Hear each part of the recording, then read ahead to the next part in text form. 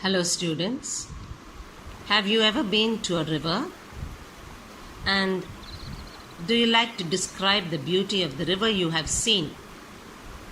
Do you think rivers have life like human beings? Well, I'm going to take a poem for you from Unit 5, The River, by Carolyn Ann Bowles. Now in the background, you can hear the sound of a river. So as I'm reciting the poem and explaining the poem to you, I would like you to close your eyes and just visualize the beautiful river and attribute to its beauty. The first stanza: River, river, little river, bright you sparkle on your way, o'er the yellow pebbles dancing, through the flowers and foliage glancing, like a child at play.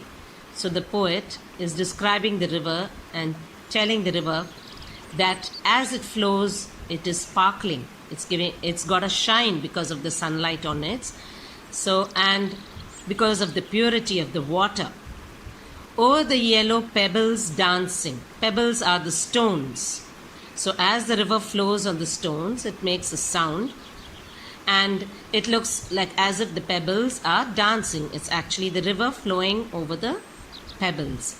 And through the flowers and foliage glancing. Flowers that are growing beside the river, and foliage is the beautiful plants, like a child at play. So the river is flowing over the pebbles and through the flowers and foliage like a child at play. We'll go to the next stanza. River, river, swelling river, on you rush through rough and smooth, louder, faster, brawling, leaping, over rocks by rosebanks sweeping, like impetuous youth. So the poet is telling us that the river is swelling. On you rush through rough and smooth, through the hard rocks or pebbles, louder, faster. So the river doesn't wait. It makes a sound louder. It's flowing faster. Brawling, again, is a sound. Leaping, like as if it's jumping over the rocks. By rose banks sweeping. So there are roses growing along the banks of the river.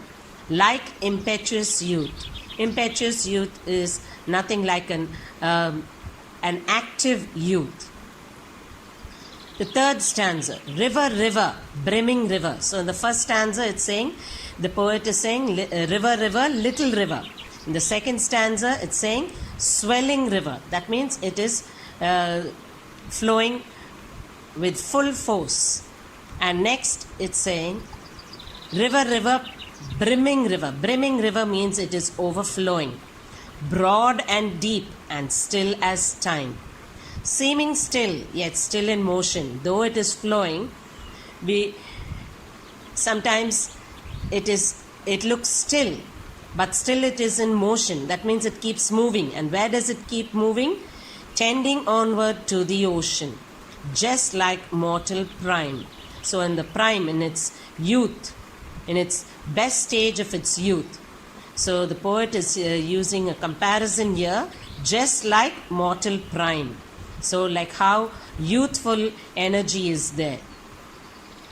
Next, in the last stanza, river, river, headlong river. That means headlong means it doesn't wait for anyone. It keeps on moving. Down you dash into the sea. Sea that line had never sounded. Sea that sail had never rounded. Like eternity. So in the first verse, the poet describes the river as little river. In the second, he says it's a swelling river. In the third, he says it's a brimming river. And in the fourth stanza, he says it's a headlong river. It never waits. Down it dashes into the sea. The sea that line has never sounded. The sea that sail has never rounded. Like eternity. Eternity means forever. It keeps on flowing forever. So it's a beautiful poem. I would like to read it once again for you. River, river, little river, bright you sparkle on your way, o'er the yellow pebbles dancing, through the flowers and foliage glancing, like a child at play.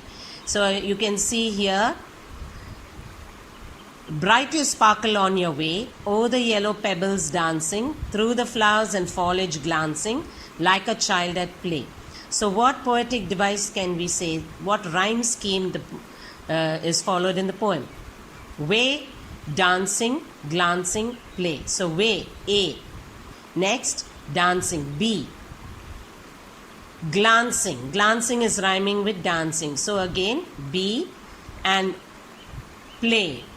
Way and play rhyme. So the rhyme scheme of the poem is A, B, B, A. Again in the second verse, on you rush through rough and smooth, louder, faster, brawling, leaping, over rocks by rosebanks sweeping, like impetuous youth. Smooth and youth are rhyming, leaping and sweeping are rhyming. So again, the rhyme scheme is A, B, B, A. So the whole rhyme scheme of the poem is A, B, B, A.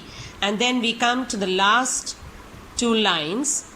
See that line had never sounded, see that sail had never rounded.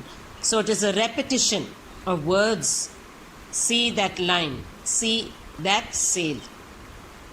So it's a repetition of words. This is called assonance. Alright? So you have imagery. Imagery is, it is describing, it is giving you a picture in your mind. Alright? Seeming still, yet still in motion. So even though it looks still, but it's still moving. Alright, so here we have the imagery of the river. Then we have the rhyme scheme as A, B, B, A. And then the last two lines which are repeated, repetition is called assonance. So I hope you like the poem, children. Now we will look at the glossary. Foliage. Foliage is a cluster of leaves of flowers and branches. I told you, the plants growing beside the river banks.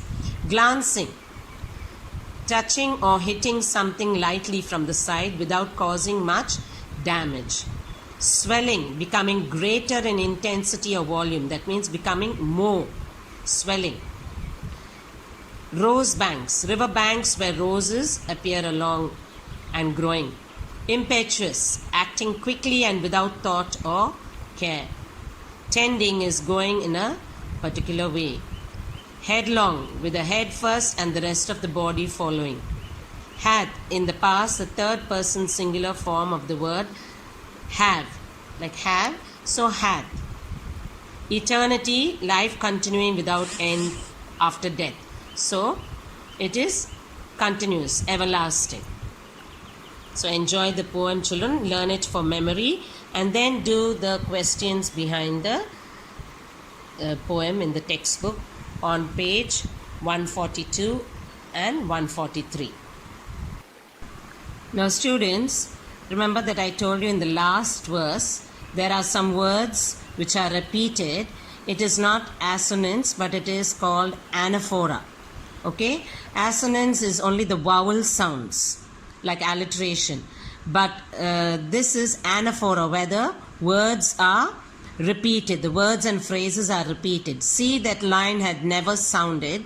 See that sail had never rounded. So this is called anaphora.